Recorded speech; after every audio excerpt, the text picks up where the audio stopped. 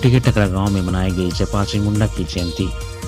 मरंगों के जयपाल सिंह मुंडा के पैतृक गांव टकरा में शुक्रवार को उनकी जयंती मनाई गई।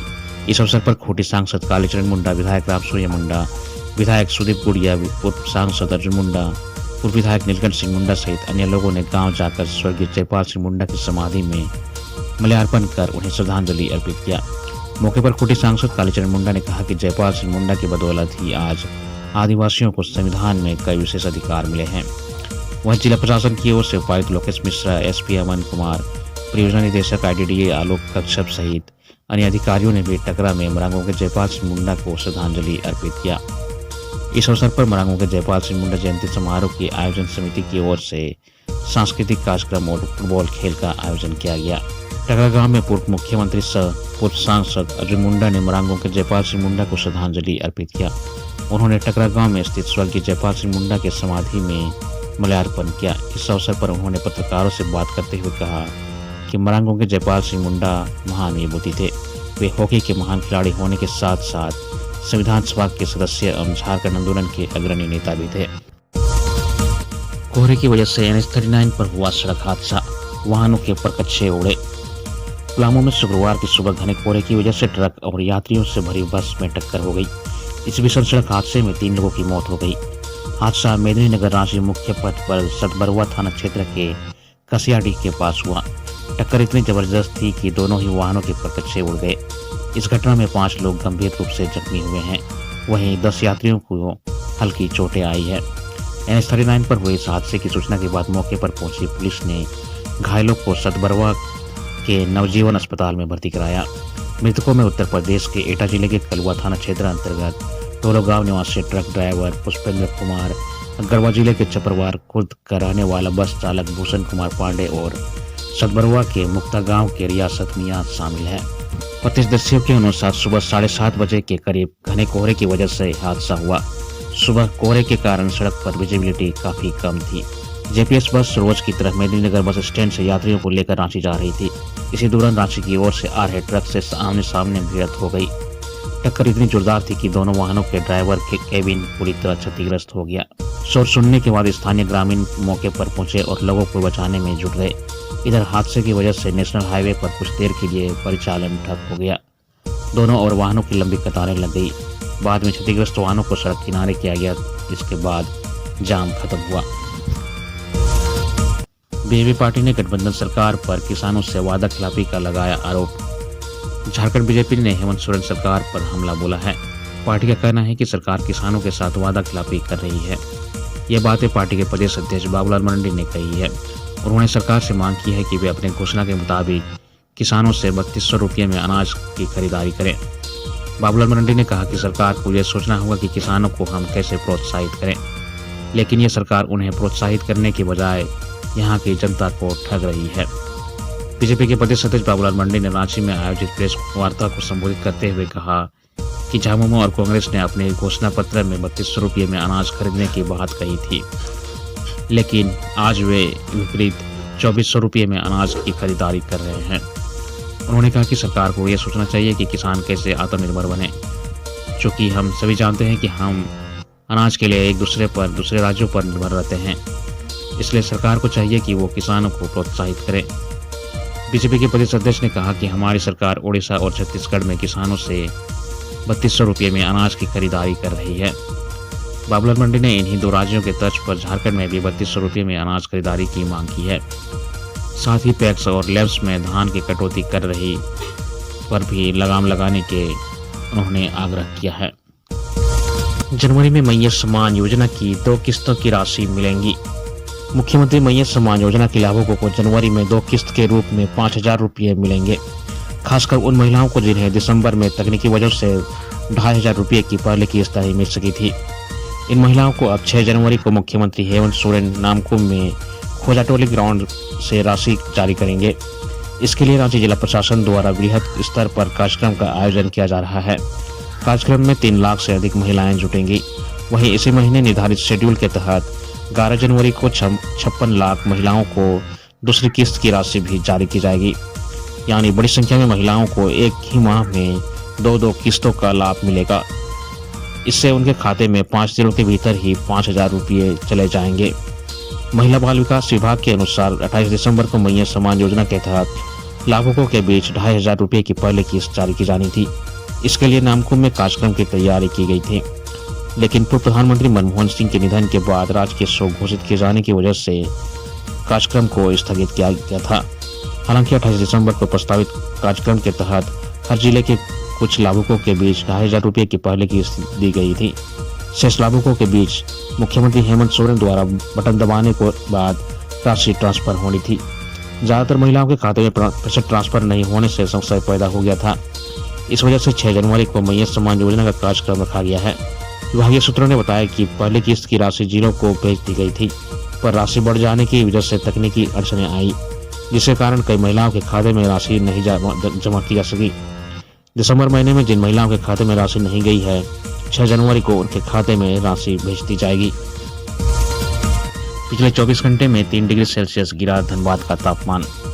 उत्तर भारत में बर्फबारी और वहां से आ रही ठंड हवाओं का असर पूरे झारखंड में दिख रहा है। धनबाद समेत पूरे राज्य में न्यूनतम तापमान 10 डिग्री सेल्सियस से नीचे चला गया है। गुरुवार को राज्य भर में शहरी क्षेत्र में सबसे कम 5.2 डिग्री सेल्सियस तापमान गुमला का रहा। वहीं ग्रामीण क्षेत्र में कांके का न्यूनतम तापमान 4.4 डिग्री सेल्सियस रिकॉर्ड किया गया। गुरुवार को धनबाद का न्यूनतम तापमान 6.4 डिग्री सेल्सियस दर्ज किया गया, जबकि बुधवार को यहां का न्यूनतम तापमान 9.7 डिग्री सेल्सियस था। यदि धनबाद के न्यूनतम तापमान में पिछले 24 घंटे में 3 डिग्री सेल्सियस की गिरावट दर्ज की गई है। यह सामान्य से भी 0.5 डिग्री सेल्सियस कम है। मौसम वैज्ञानिक केंद्र के अनुसार 5 जनवरी को कहीं कहीं बादल छाए रहने की संभावना है। वहीं अगले 3 दिनों के बाद पूरे राज्य में न्यूनतम तापमान में 2 से 3 डिग्री सेल्सियस की बढ़ोतरी होने की संभावना जताई गई है।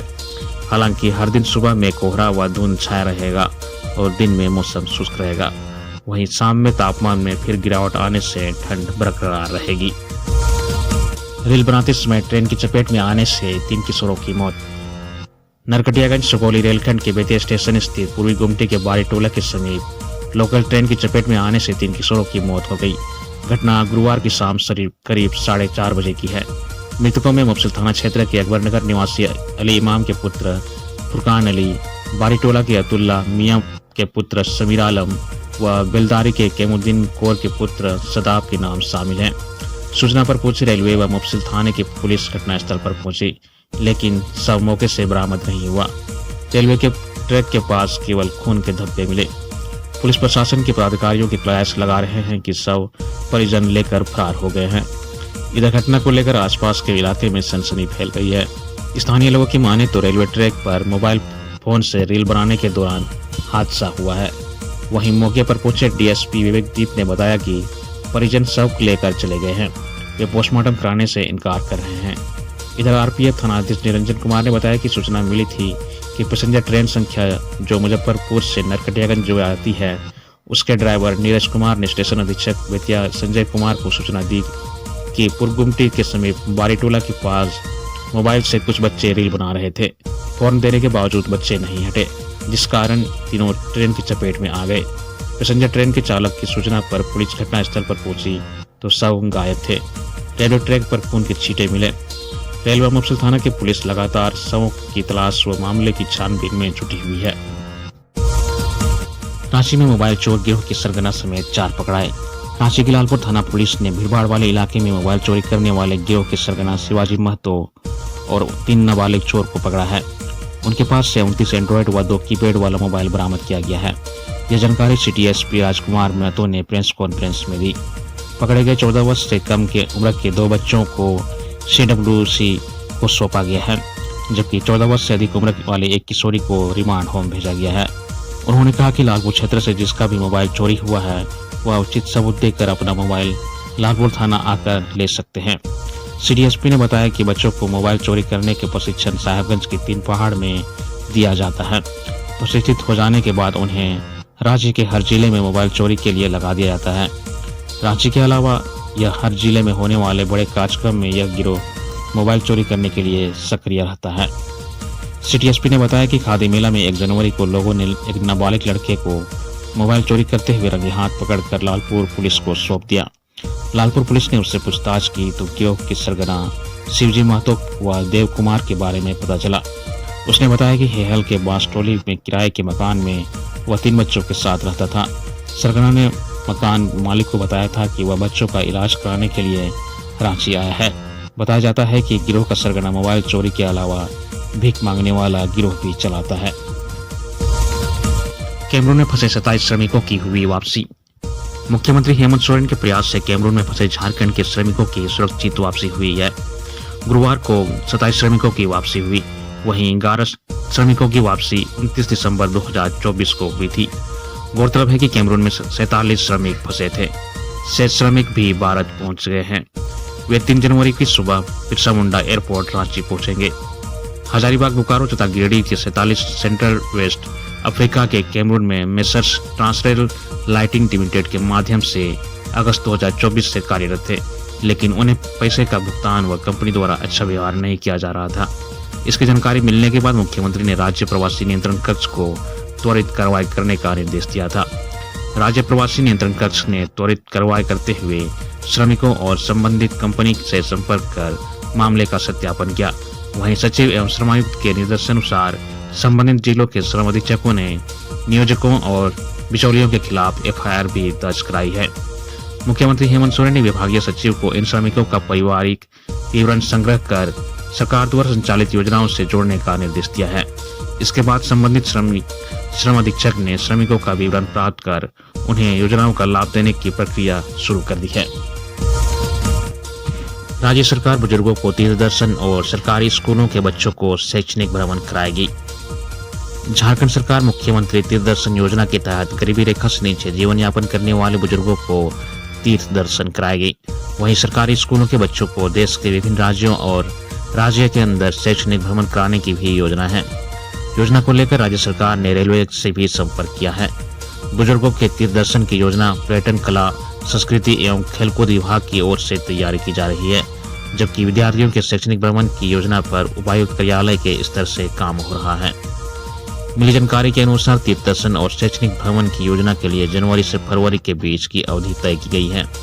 रेलवे के अधिकारी ने बताया कि योजना को लेकर राज्य सरकार ने पूर्व में IRCTC के साथ MOU किया था।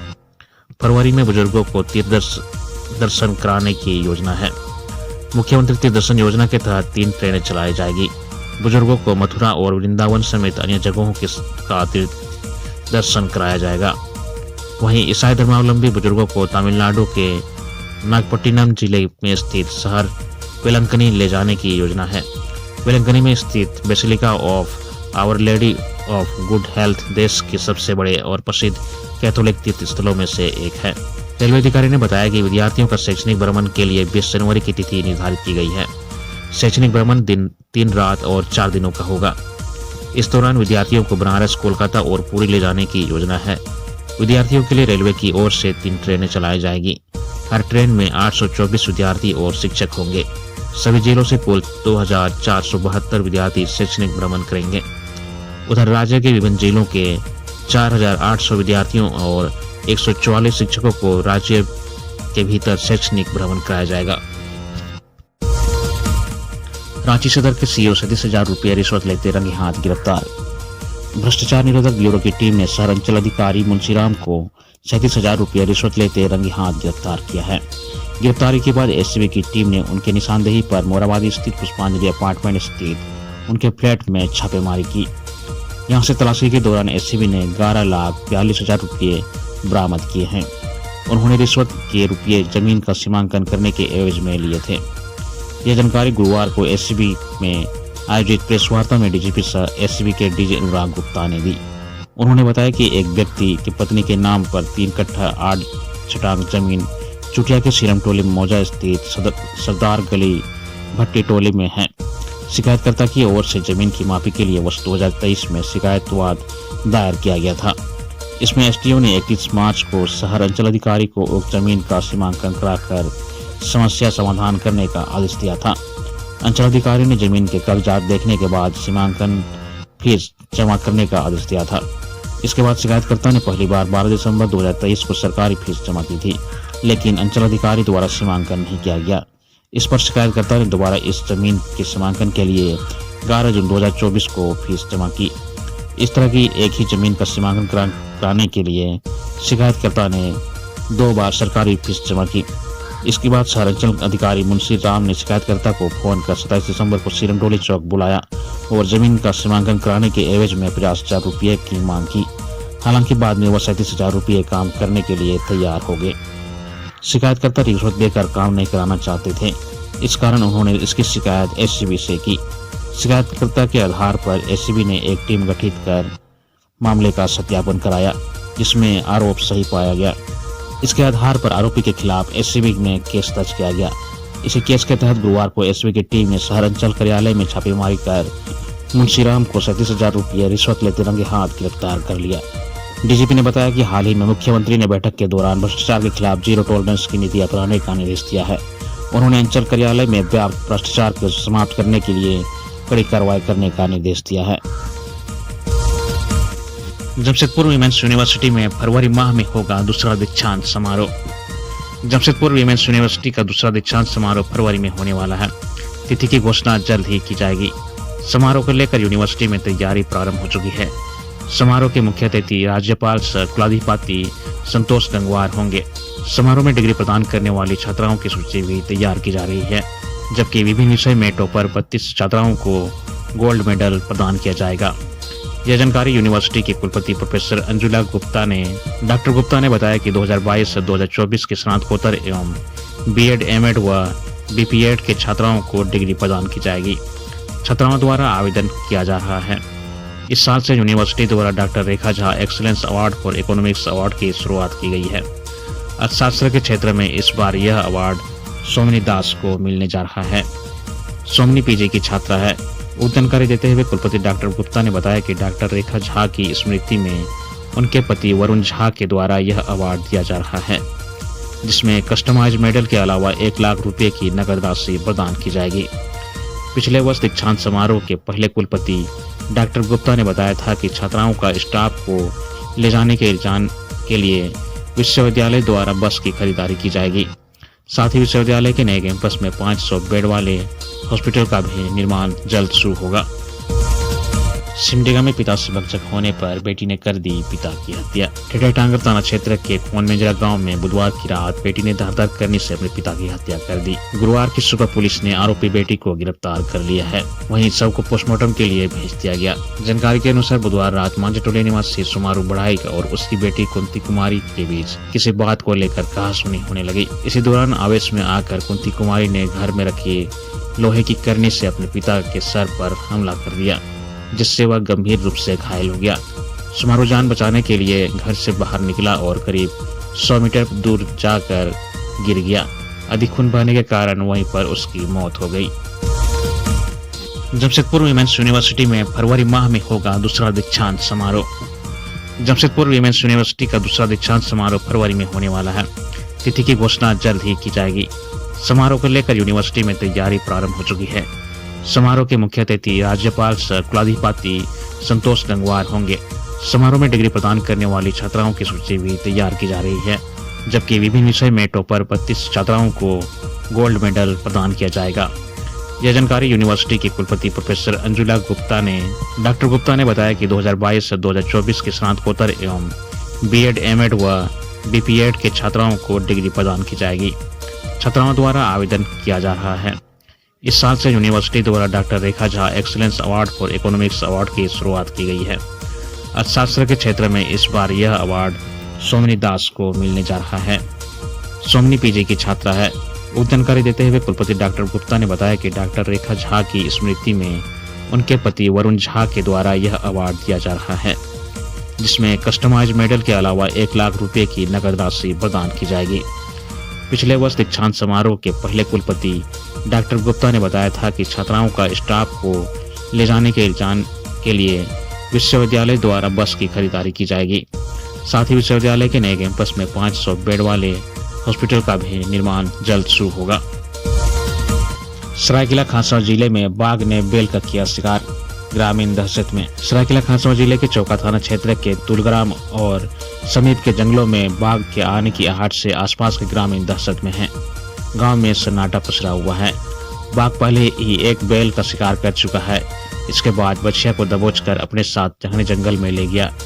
बाघ की पुष्टि होने के बाद लोगों ने घरों से निकलना बंद कर दिया और मवेशियों को चराना भी और जंगल ले जाना बंद कर दिया। लोग अब घरों में समूह में रह रहे हैं ताकि बाघ का हमला हो तो उससे निपटा जा सके। वहीं वन विभाग की पूरी टीम लगातार कॉम्बिंग कर रही है और आसपास लगाए गए ट्रैप कैमरे से नजर रख रही है। आम लोगों के जंगलों पर जाने पर भी रोक लगा दी गई है। इस बीच डीएफओ दलमा सबा आलम अंसारी के आग्रह पर wild life institute of India Saranda समेत आसपास के जंगलों के विशेषज्ञों को भी बुलाया गया है ताकि उस पर नजर रखी जा सके। उसके लोकेशन का